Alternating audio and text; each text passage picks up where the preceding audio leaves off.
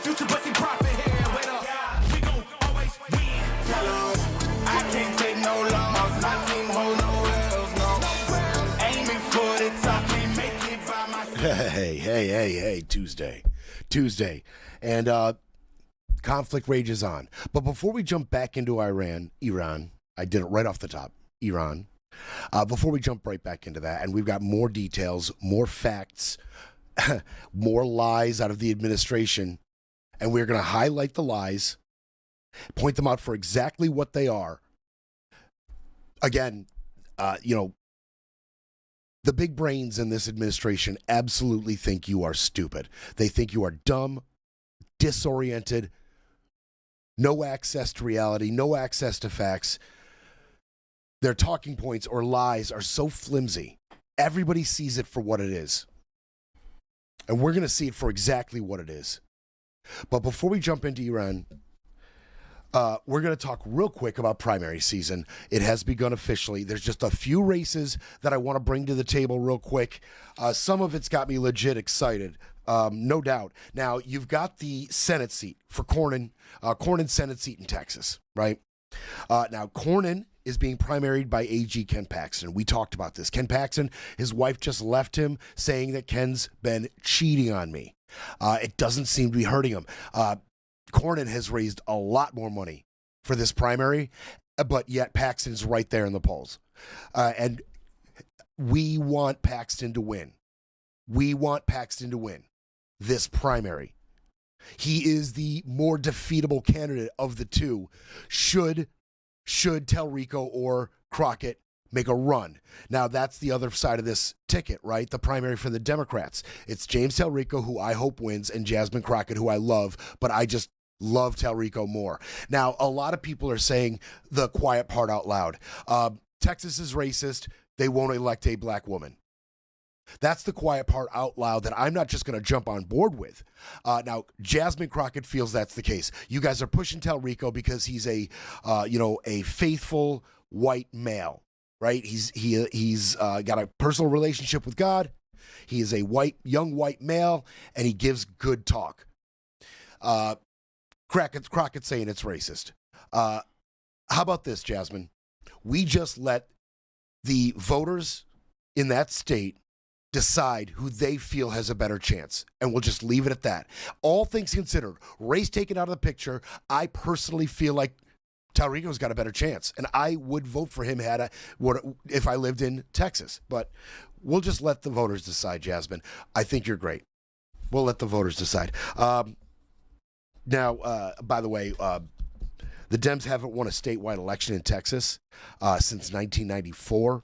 I feel like if Ken Paxton wins that primary, we got a shot. I do feel that way. Then there's Tony Gonzalez. We talked about the story. His lover, his side piece, should be more respectful than that. A woman who worked under him. Both of them married. They had an affair. She ends up committing suicide. He lies about it, denies. He is being challenged by Brandon Herrera. We will see just how much that scandal hurts him. People like Herrera. He's a social media influencer, popular guy amongst conservatives in that area. We'll see how he does. There's another interesting Republican primary, Maya Flores versus Eric Flores.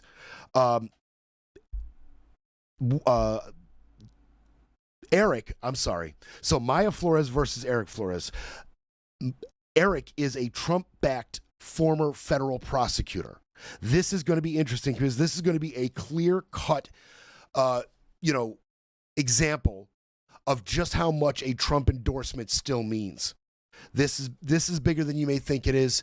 One Trump-backed, one not. Let's see who does better in the primaries. Also, in North Carolina, Tom Tillis is out. He's retiring. And so Roy Cooper is who the Democrats should get to represent the Democrat side of the ticket. They're going to be going against Trump-backed Michael Whatley. We haven't had a Democrat there in 2 decades, in a Senate seat in 2 decades in North Carolina. So that one's also going to be interesting. We got to watch those. Primary season has started. Time to find out just how much the unpopularity of this administration is going to matter.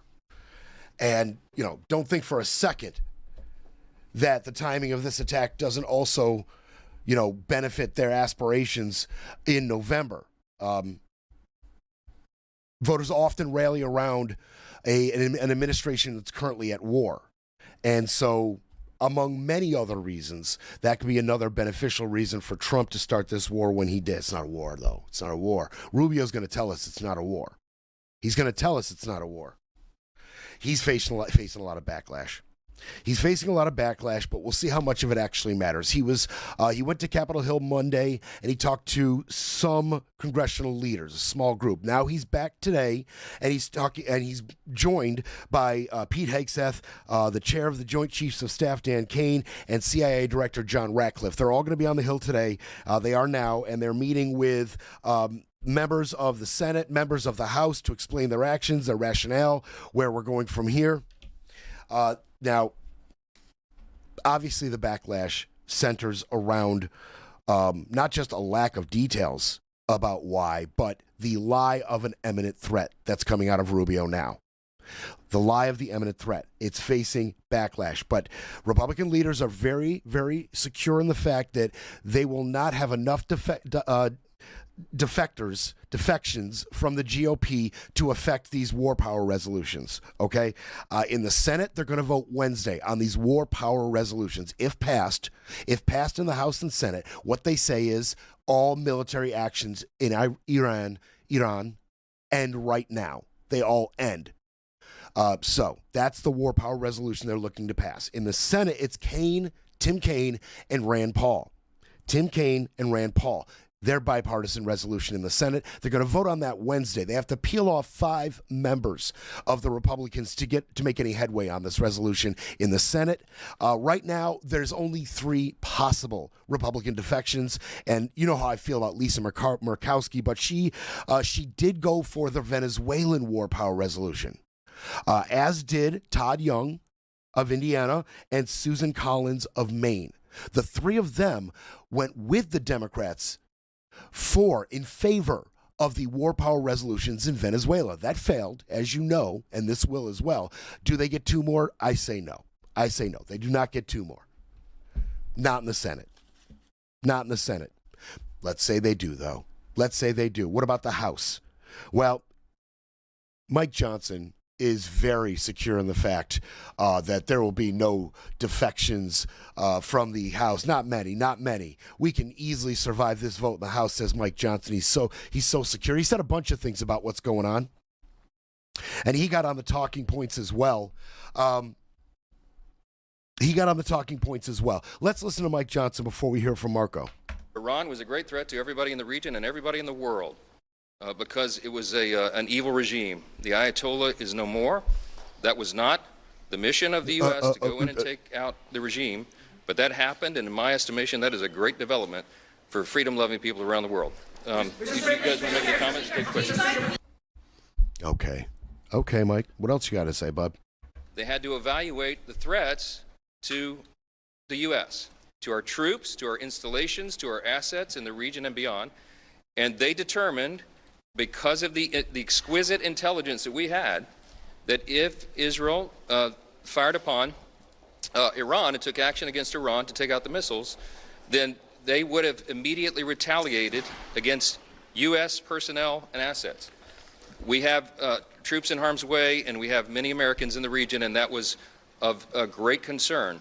If we had waited for all of those eventualities to take place, the consequences of inaction on our part could have been devastating.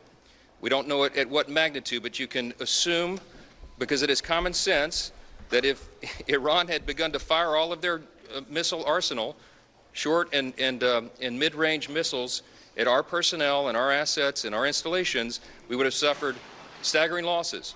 And if we... Okay, there's the lie. Okay, Mike Johnson's on the lie, and Rubio, he's out here. He's the face of this lie. The lie is there were going to be retaliatory strikes from Iran in the face of an Israeli attack. We couldn't just sit on our hands. Let's hear Rubio try to tell it a little better, and then I'm going to tell you how the conversation really went. Let's listen to Rubio try to clean this up.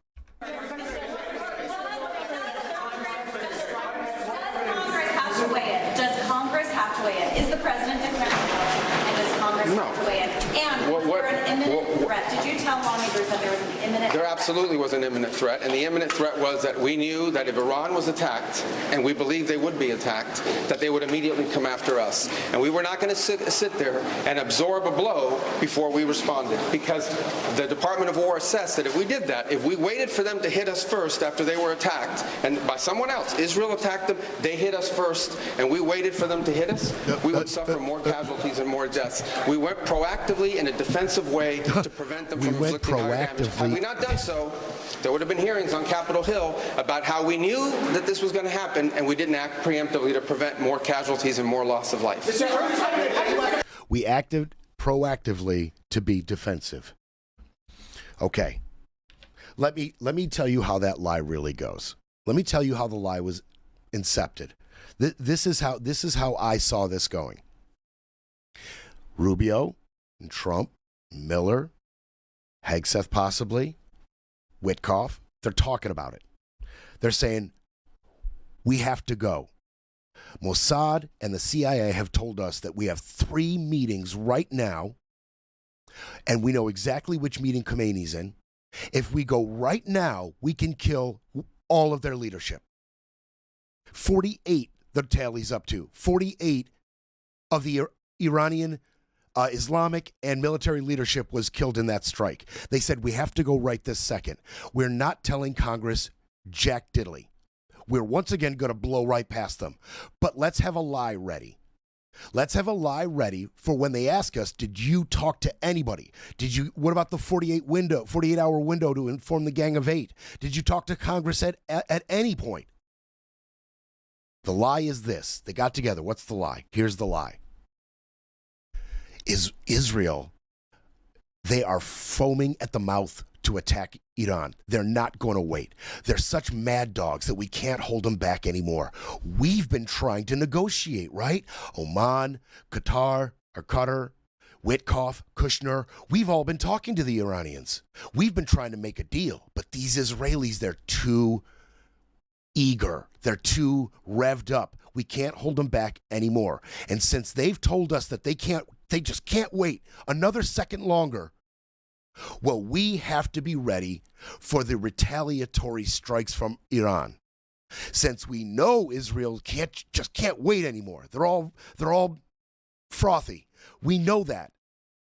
We have to strike within your borders first. We have to strike your missile batteries. We have to strike your missile manufacturing. We have to strike your military targets, because you're going to strike us, because Israel just can't let it go. They got to go now. All right, you guys got the lie? You got the lie? You got the talking point? They were retaliatory offensive strikes. They were proactive to be defensive, because there was an imminent threat from Iran. The imminent threat being the retaliation of an Israeli strike. That is the lie they are telling us. Well, you're trying to get us to believe that the largest military buildup in the Persian Gulf in decades, you evacuating non-essential military personnel from bases nearby, Witkoff and Kushner all of a sudden telling Trump negotiations are simply impossible. All of that is a coincidence. That is all coincidental timing with Israel. They just can't wait anymore. The dog broke its leash. We can't hold them back.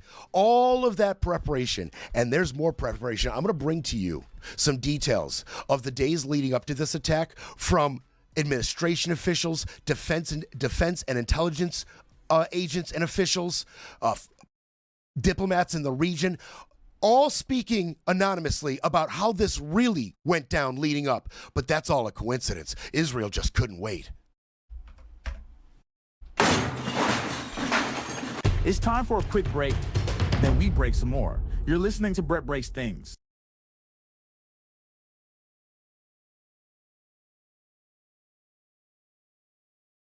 Have casualties. that often happens in war. I don't know if this is technically a war. We didn't start this war, but under President Trump, we are finishing it. This isn't a war. We haven't declared war. The Secretary of Defense, who calls himself the Secretary of War, said today this is a war. We set the terms of this war from start to finish. Nobody should classify this as war. It is combat operations. War is hell and always will be. Strategic strikes are not war. What have I been saying? They absolutely cannot keep their lies straight at this point. This administration is a fountain of lies. It splashes everywhere. How can you keep track of raindrops? There's no way they can keep all these lies straight. Look at them fumphering around. It's crazy. It's crazy. The contradiction is insane. Our president will start a war with Iran because he has absolutely no ability to negotiate. We tried. They wanted to do it. They didn't want to do it. Again, they wanted to do it. They said, he will start a war. I'm not going to start a war. I'm going to stop wars. This was our last best chance to strike. We more and more are not wanting to be the policemen of the world. An Iranian regime armed with long-range missiles and nuclear weapons would be an intolerable threat. She would get us into World War III. They're drafting you to go and fight in some country that I've never heard. We may have casualties. That often happens in war. Sadly, there will likely be more. Dr. West, this... Oh, yeah.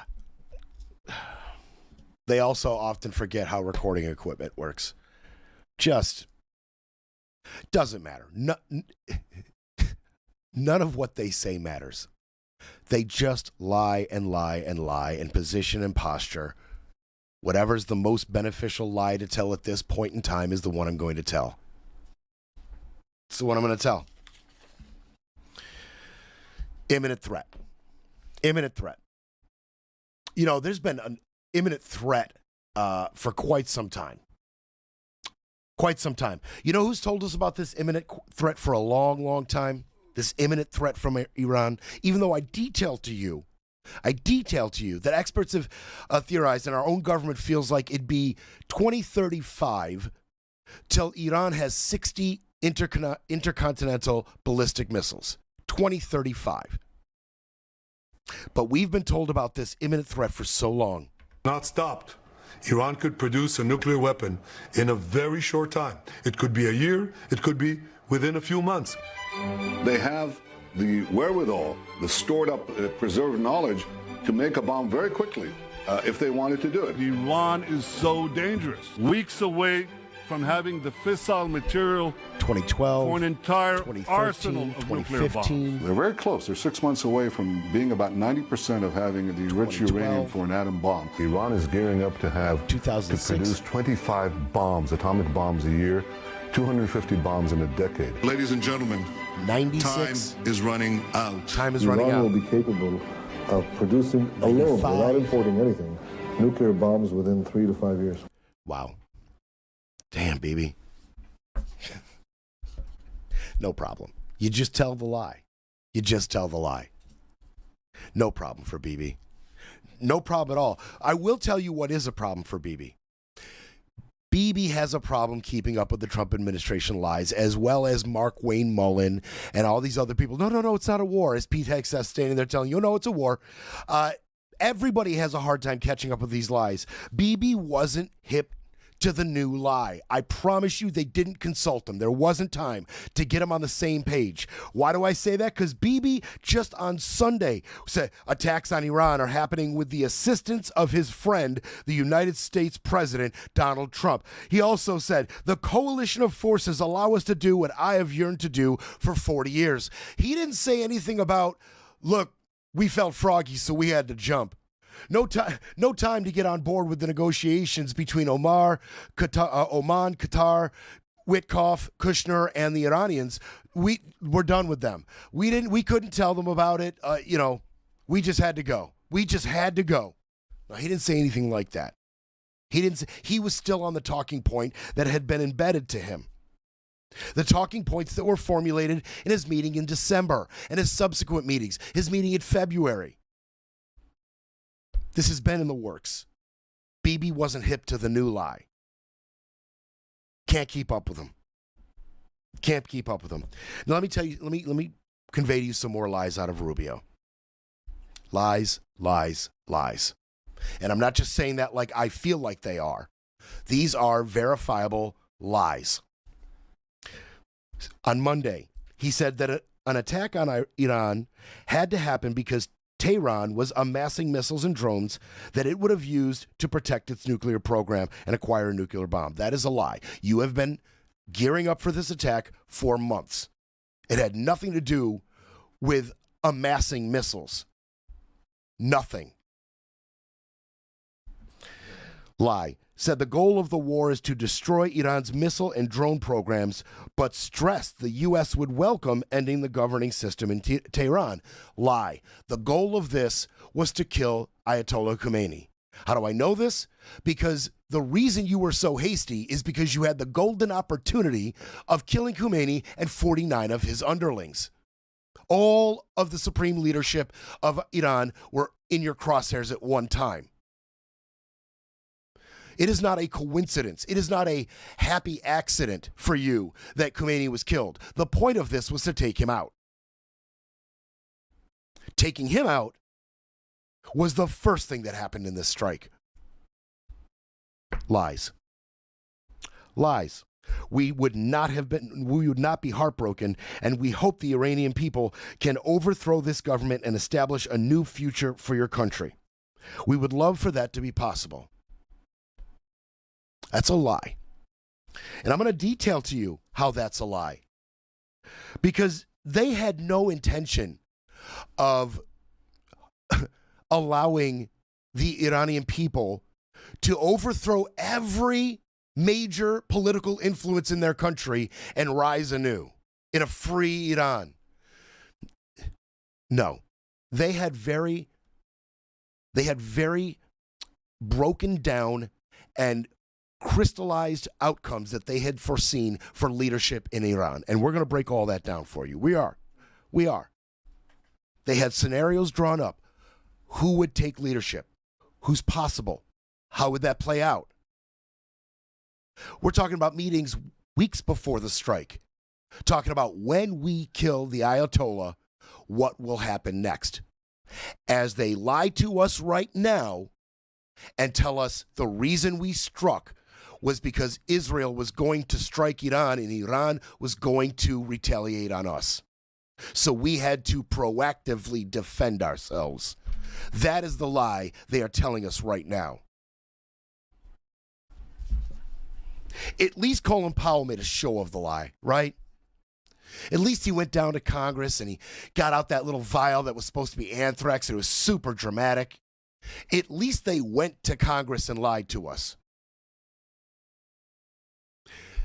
Now they're putting barely any effort in these lies at all. And a whole slew of people are seeing directly through it. Some people you wouldn't believe are speaking out against these strikes in Iran. It's so funny. Trump really does make strange bedfellows. He really does.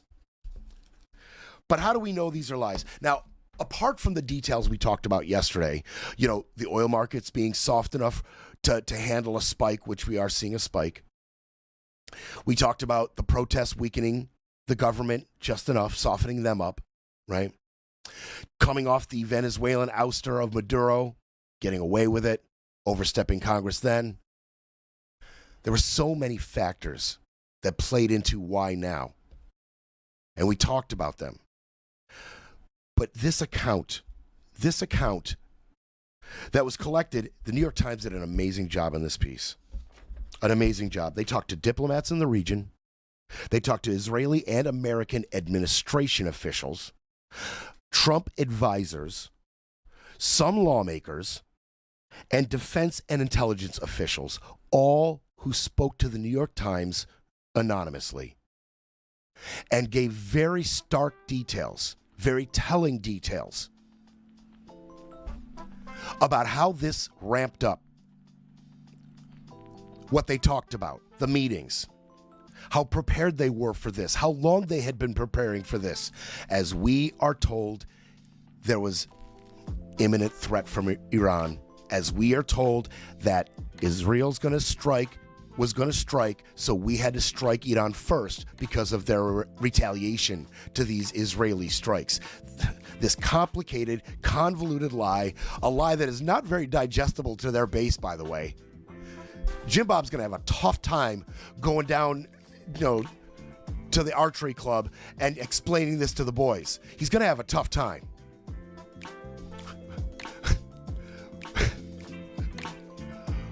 But I digress. I'm going to bring you some details of how this ramped up. That just crap all over the lies that Mike Johnson and Rubio are telling us now.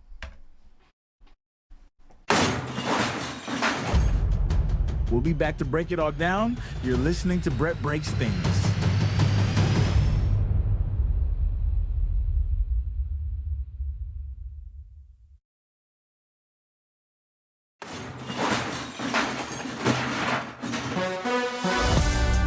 Brett Breaks Things.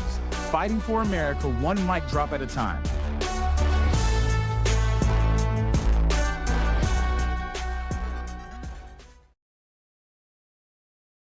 How does a war with Iran serve the best interests of the American people in the United States? A war that would undermine our national security, and it would strengthen terrorist groups like ISIS and Al-Qaeda.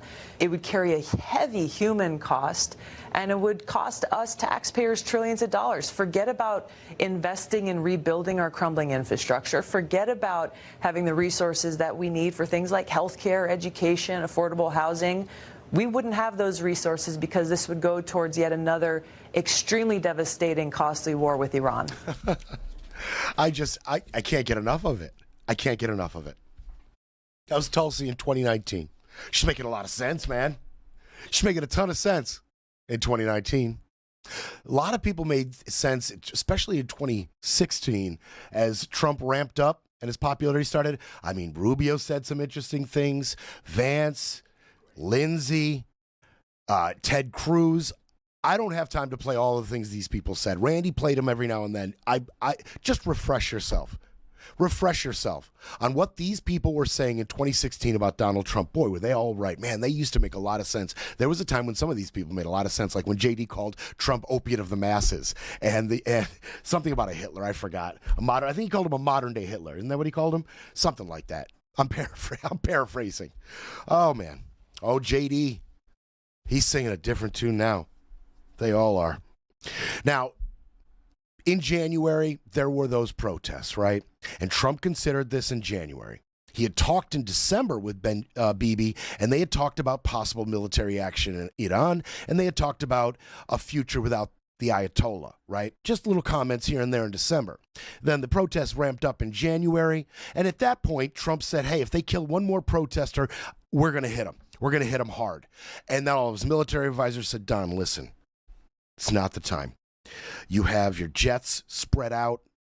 Your jets are in the United States. They're in Europe. They're not near here right now. There's no aircraft carriers in the region, right? Israel was not in a position at the time. Cool your jets. But they started planning. Okay? They started planning. By late January, there were aircraft carriers, dozen complementary crafts, aircraft itself, jets, all in the region. Military personnel had come out. Different ones had come in.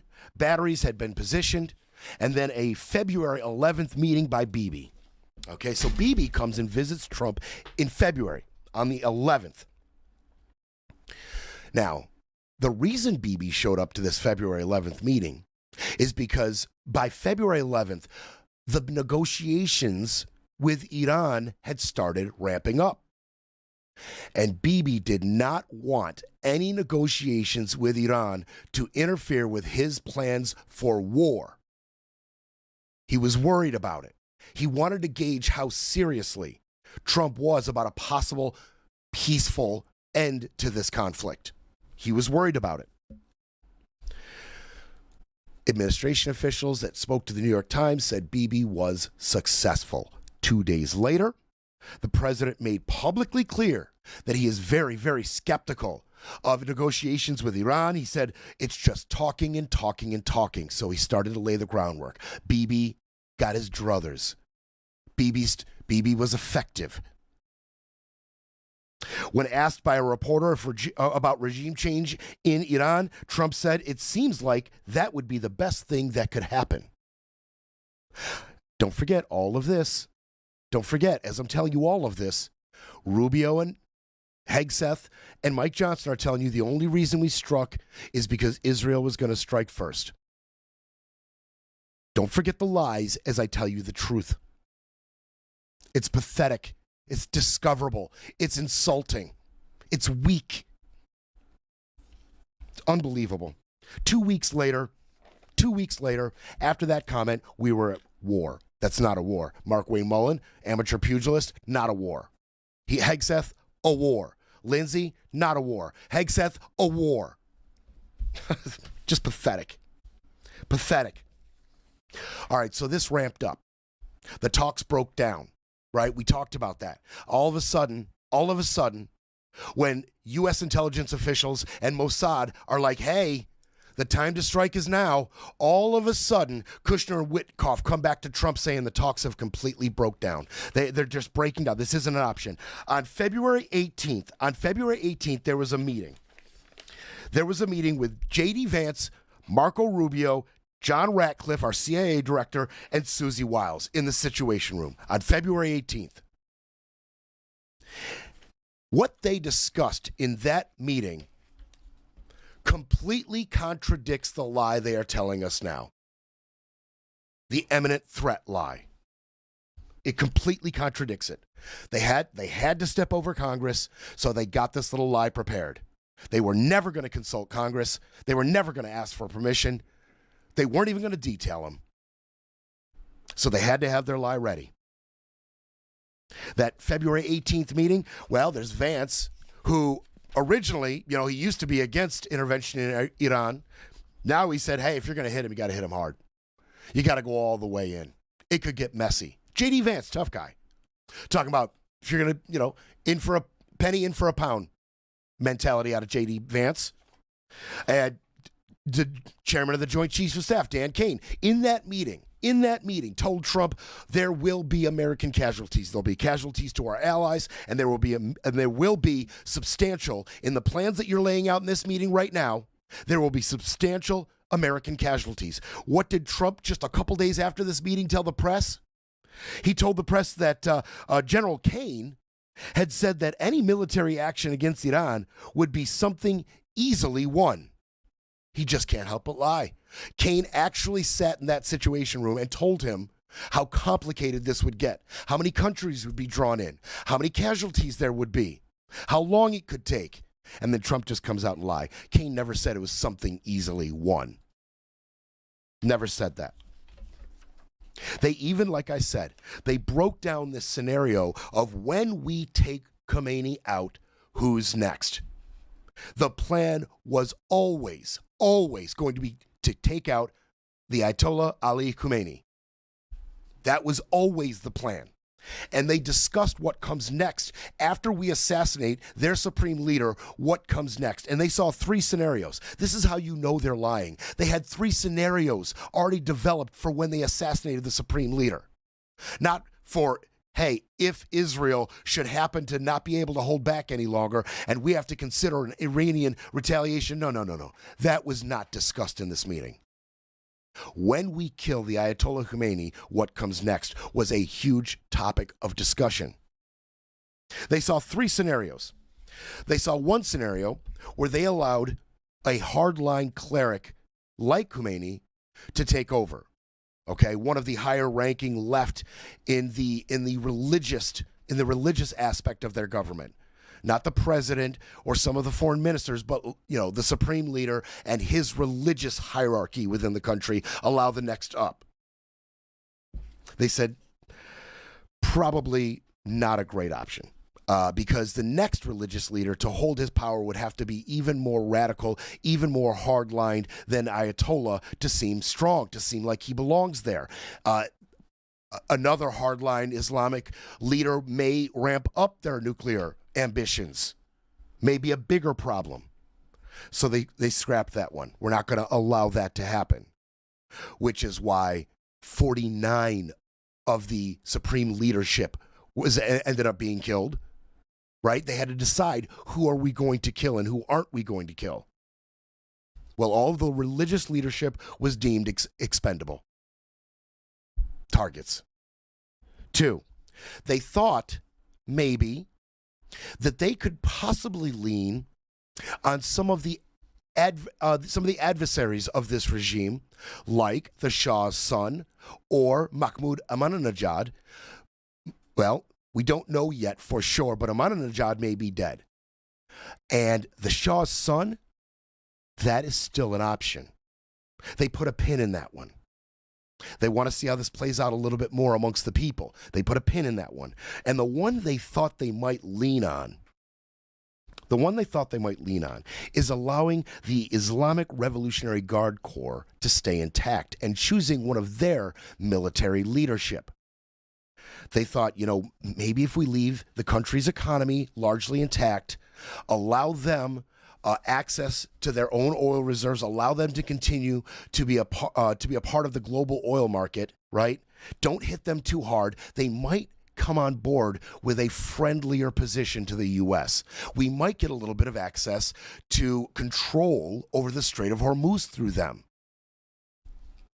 Well, I don't know how seriously they took that third option, because they did end up hitting the headquarters of the IRGC in Tehran. So they hit their headquarters. So I don't know. Maybe they went with number 2. And that's currently what we see playing out. But, I mean, they clearly laid out the possibilities. And it's funny, we just saw Tucker there with Tulsi. It seems like Tucker had his say as well. Don't forget, Tucker Carlson and the president are still friends. And it turns out over the last couple months, Tucker has made several visits to the White House to try to talk Trump out of this. So there's yet another person who knew that we were being railroaded into a conflict with Iran, and it had nothing to do with an imminent threat. This has been in the works for months. Even Tucker knew. And so he went to the president. He outlined risks to U.S. military personnel. He outlined risks to energy prices, risks to our Arab partners, talking about don't be boxed in by Israel. Don't let Bibi make our foreign policy decisions for us. You have to restrain him in these matters. How about that? Trump makes strange bedfellows, doesn't he? As we've got Nick Fuentes out here talking about, I hope Trump gets impeached. He's the worst president. I got Tucker over here trying to talk him out of horrible foreign policy decisions. Crazy. He told Tucker, listen, the train has left the station, essentially. This is happening, Tucker. Sorry. So, you now have details of some of the things that were discussed in strategic meetings between Trump, Wiles, Kaine, J.D. Vance, John Ratcliffe. It just is as clear as day that they are flat out lying to us right now about this imminent threat. This imminent threat lie is simply to justify not getting approval from Congress. Period.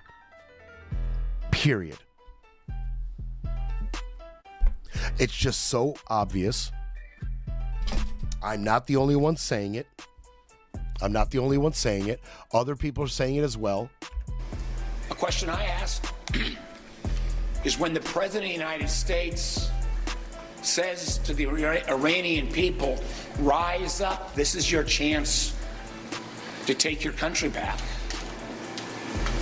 What happens if 100,000 Iranian citizens go onto the streets of Tehran and the IRGC forces, which are brutal, murder 5,000, murder 10,000, murder 20,000? Does the United States of America have an obligation there, since the president called them into the streets? This is still... Yeah, Warner sees it. Everybody sees it. He's being called out for what it is. Breaking politics, breaking narratives, breaking news. But first, we need a coffee break.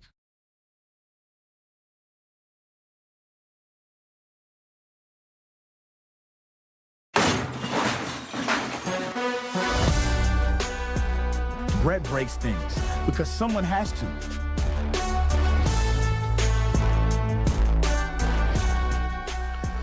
Okay.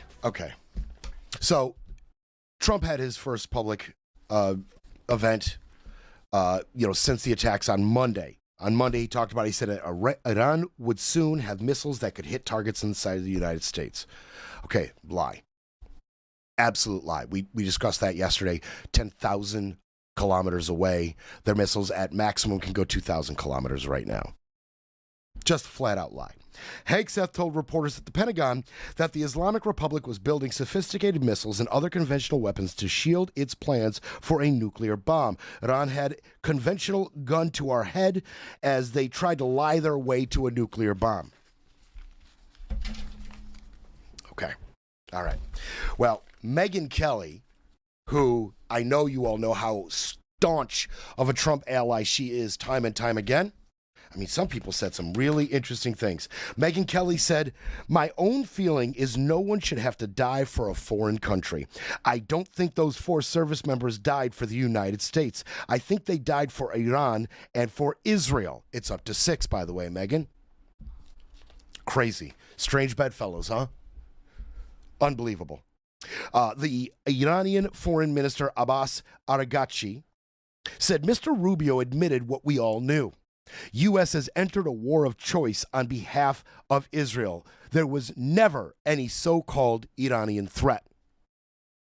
I agree. I'm not here to make excuses for Iran in any way, but if we're just talking about the truth, he's speaking more of it in that quote. Okay? 52% of Americans, by the way, oppose this strike in Iran. 52% oppose it, 39% support it. Not that Don cares what the American people want at all. At all. So, Mark Warner there, at that clip I played you, it went a little longer, and he said, quote, "There was no imminent threat to the United States of America by Iranians. There was a threat to Israel." Okay, so that's Tim Warner. Some people took it further. You know, those pesky intelligence officials who speak to the press? In this case, the Washington Post. There were some U.S. intelligence officials who spoke to the Washington Post about the threat Iran posed from an intelligence perspective. They spoke to the Post. And this speaks to their lies. One said that Iran's weakness amid severe economic problems and protests that challenged the regime provided an opportunity to strike. Well, so that intelligence official did not make any mention of we couldn't control Israel, so we had to proactively defend ourselves. Nothing there. They talked about we in the intelligence community saw this as an opportunity. Ever since those protests began, we were looking for an opportunity to strike. One former U.S. intelligence official said this: American spy agencies were concerned by the speed with which Iran reconstituted its missile program after the 12-day war in June. If you wait a year from now, maybe the regime will have stabilized, the missile program will be more populated and federated. Now, there is no evidence to support what that former intelligence official is saying, that they rebuilt their missile program much quicker than the American public realizes. There is no evidence to support that. But the intelligence community, these ones that are speaking with the Washington Post, they are not speaking to this lie from Rubio and Hegseth and Johnson. They're not speaking to that lie. They're speaking to the truth of the matter, which is, hey, we at the CIA, we at the NSA, whatever, we saw weaknesses in Iran right now. We have been looking for an opportunity to strike them. Just, more holes in this administration's lies. What about the legal experts? What do they say about this strike in Iran? What are the legal experts saying? Multiple legal experts have argued that none of the administration's public explanations for the attacks appear to constitute a legitimate rationale to enter into such a major conflict. especially without authorization from Congress. Definitely. Tess Bridgerman, she's a former national security lawyer under Obama. She said this: having a weapons capacity is not the same thing as presenting an imminent threat of armed attack. Okay, so they're saying what we know. They're saying what we know. Yes, Iran had missiles. They were not going to attack us. They were not going to attack us. And they're saying, yeah, like everybody knows, they should have gotten congressional approval before doing this. At least Colin Powell went and did the whole show. He did the whole show and dance. Brought the vial, told the lies, made a big thing of it, made a big deal out of it. Big television event. We don't even get that respect anymore. And as far as evidence that Iran had started, reconstituting its nuclear missile ambition, Rafael Grossi, the head of the International Atomic Energy Agency, said just Monday that this UN nuclear watchdog organization has seen no military activity in or around any of the major nuclear facilities within Iran. They said this information was based from the Iranians, but as well as multiple satellite images, including those provided by U.S. and some other allied nations. So, what does the evidence suggest about this threat? The evidence suggests that the Iranian military has not been anywhere near these nuclear facilities that were damaged in the June strikes. Nowhere near. No military movement in the area. They are not resuming their military program as of this moment. No imminent threat. By the way, Megan, those 6 service members that you mentioned that were killed, there were 6 U.S. service members. It was an Iranian strike in a operations center in Kuwait. So there's this like triple wide trailer of like offices in Kuwait. They were processing intelligence. Iran struck it, killed 6 service members. They said, yeah, we tried to shoot down the projectiles, but they made it through. What I thought was really alarming is there was no warning, no sirens, nothing to alert the troops to evacuate or take any type of shelter or cover in a bunker or what else. There was no warning, none, no warning. I don't know. I'm not trying to make a thing of it. Oh, I'm not trying to make a thing of it, but I will. Okay, Scotty, make it. I remember a time when 4 service members tragically were unalived in a little place called Benghazi. Mm-hmm. And for years and years and years and hearings, they blamed Hillary Clinton and Obama and everything else about 4 service members dying because, our government failed them, essentially. Right. Well, in this case, 6 service members have died because it seems like our government has failed them. I mean, I'm just saying, what's right is right, right?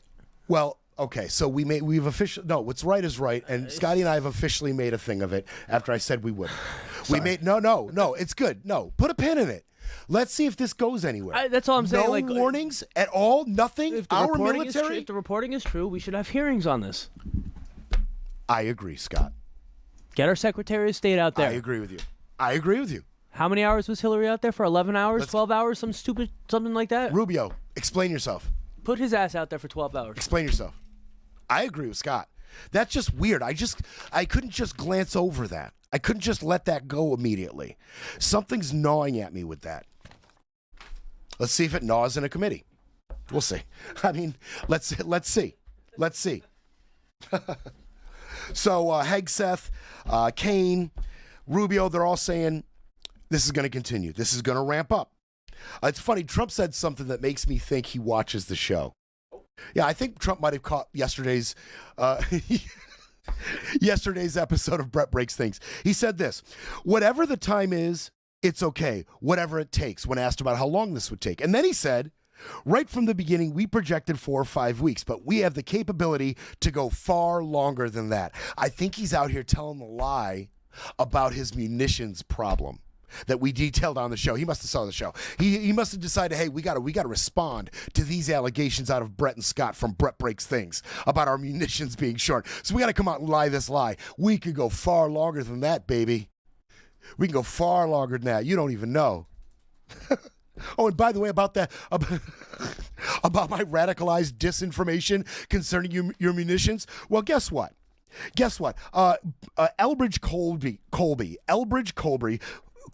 who is our U.S. Undersecretary of Defense, he's out here talking to South Korean Defense Minister An Gyu-bak.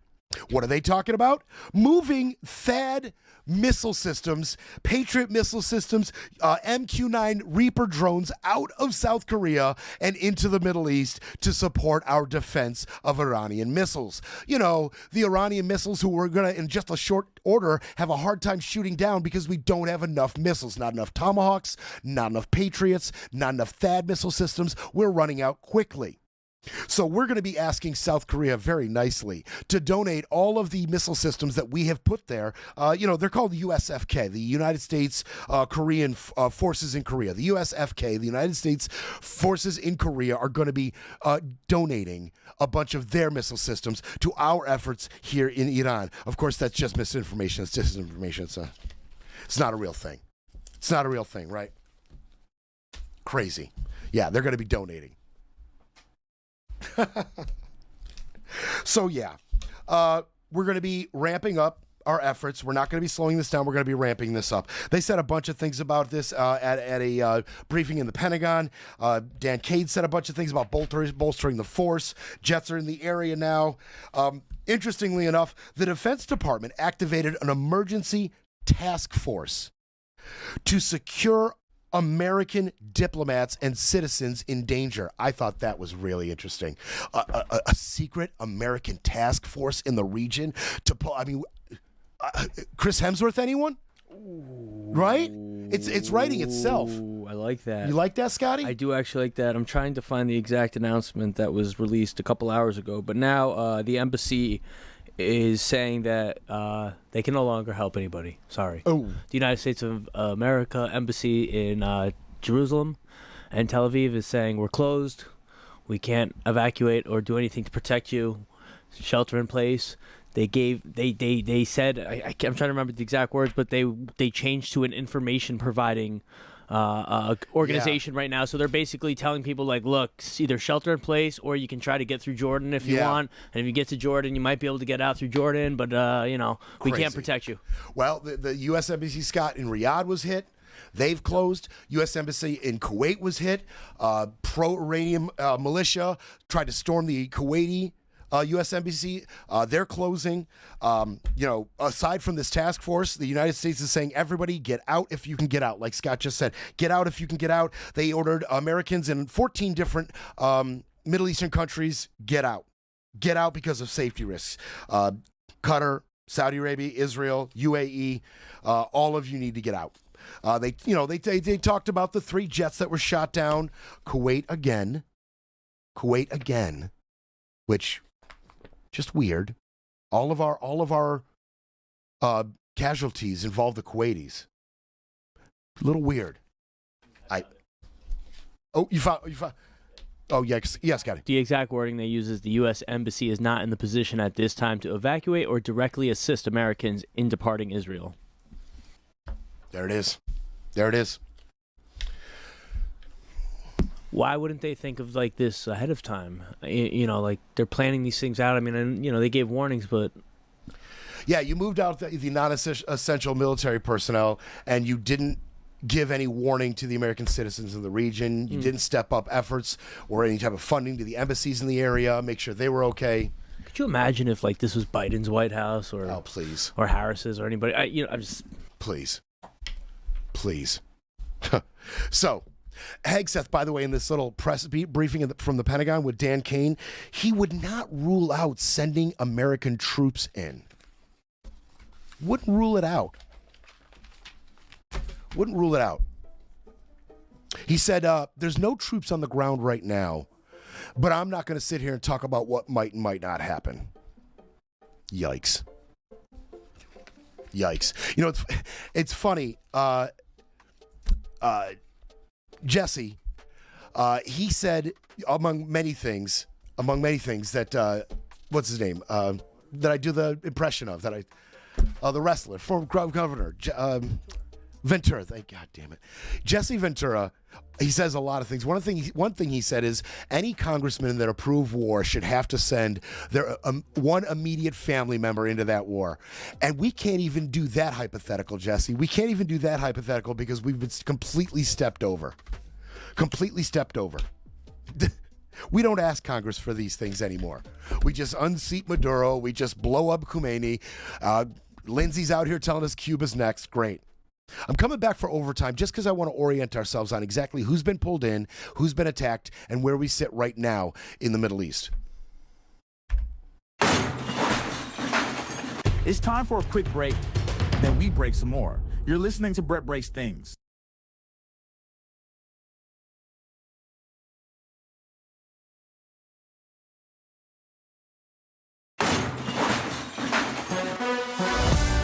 You're listening to Brett Breaks Things, pushing back, speaking up, and holding the line. Okay, we're going to go deep in the weeds and where we sit in that region, okay? This is shaking up the region. A lot of people have been drawn in, and I want my audience to know exactly what's happening right now. So I'm going to go quickly, and I'm going to go a little bit into the weeds on this. And I'm going to talk about who's been drawn into this. Right now, 11 countries have been drawn into this. 11 countries.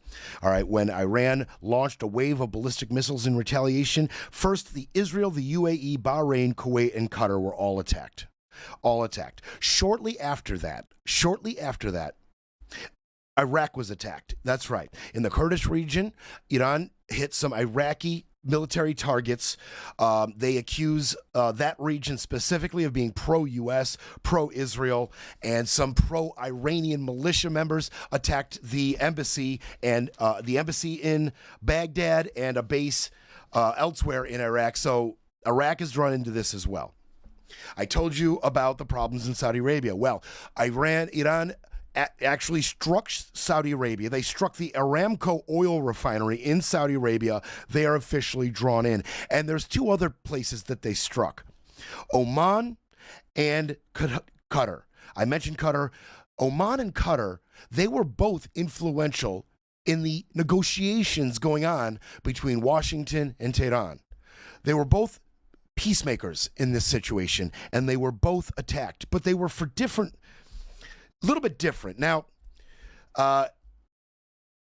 Qatar, they had to shoot down two Iranian planes, they said, and they said it down two jets and condemned it as reckless and irresponsible.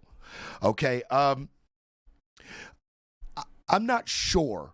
And I couldn't really dig up definitive reasons other than being viewed as pro-U.S., trying to help the U.S. achieve a goal in these talks. Oman, however, that's a little different. You see, the Strait of Hormuz, we've talked about this.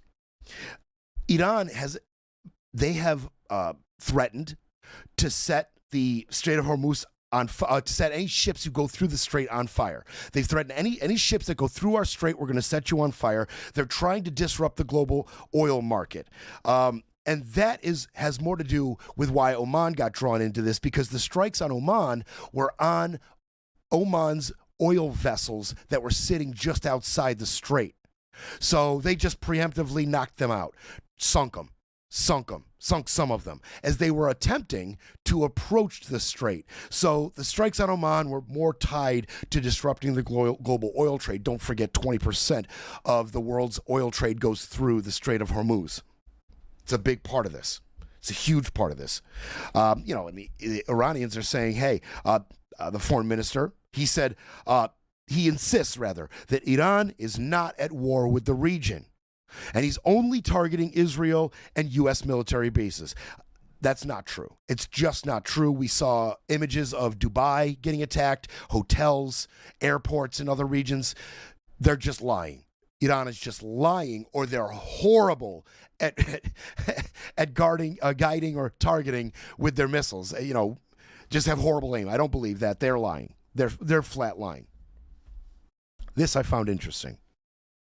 Hezbollah has entered the war from Lebanon. Hezbollah has entered the war. They started launching some missiles at Israel, okay? And they opened up a conflict on the Israeli border with Lebanon. Israel responded with a massive airstrike that killed off even more of the Hezbollah leadership in Lebanon. And Israel, they are really at a loss, and some of the rest of the world is really at a loss as to why Hezbollah decided to get involved at all. First of all their missiles were shot down. Like, none of it hit in Israel. None of it. And they knew that was going to happen. They knew it. Why did they even get involved? And Israel responded. Some defense officials said some things like everyone in Hezbollah is a target now. That was out of one Israeli defense official. Everyone in Hezbollah is a target now. Well, you know what Lebanon leadership did then? They heard that, and they immediately, their cabinet, the Lebanon cabinet, voted to ban all Hezbollah military activity in Lebanon soil. And Prime Minister Nawaf Salam called the group to immediately surrender all its weapons. They have never had that hard line of a stance before. Why? Because they don't want to be misidentified as Hezbollah. You just struck in Israel when they are as sixth gear, wide open as they have been in years. They are striking Iran. They are settling all family business, and you poke the bear.